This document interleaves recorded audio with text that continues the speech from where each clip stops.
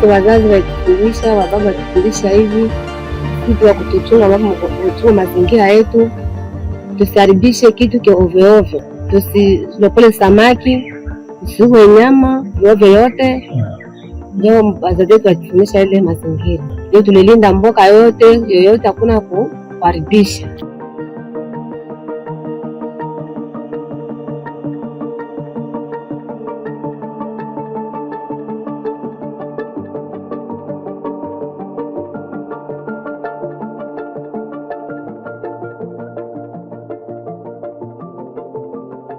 আমি এই মানে শুনে বেগত কুম্বে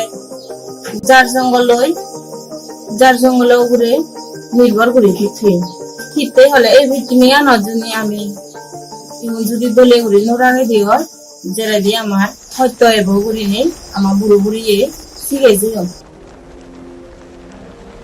We look at the earth and life in a different way than how the West views this. The West view is one that is focused on extraction, commercialization, and monetization.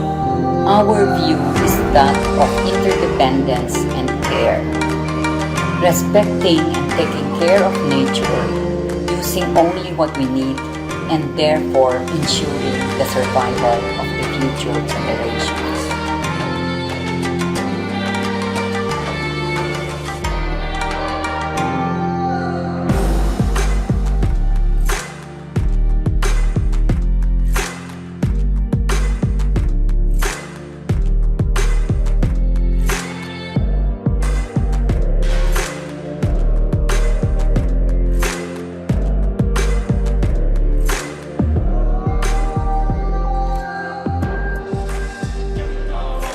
Indigenous peoples have a different perspective that the world should listen to, because it's a perspective that will sustain us in the future.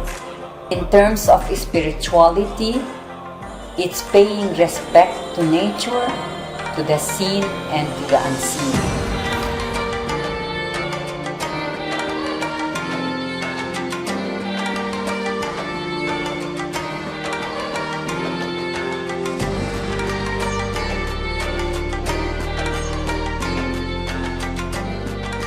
Our rights to our lands, territories, and resources are not legally recognized. When we exercise and assert and protect our rights, we are criminalized.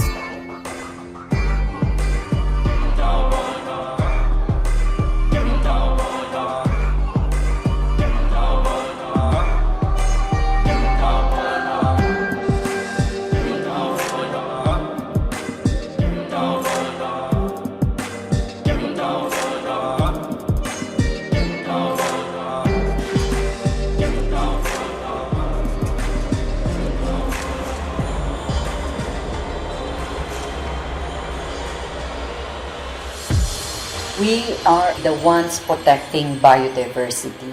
That is the big difference with fortress conservation. Fortress conservation views us as separate from Mother Earth. It views us as enemies and destroyers of our forests and resources. We have proven that we are the stewards of nature. Wazazi wakasema mazingira sio kitu cha kuharibisha, kwa sababu ina manufaa vingi katika maisha yetu.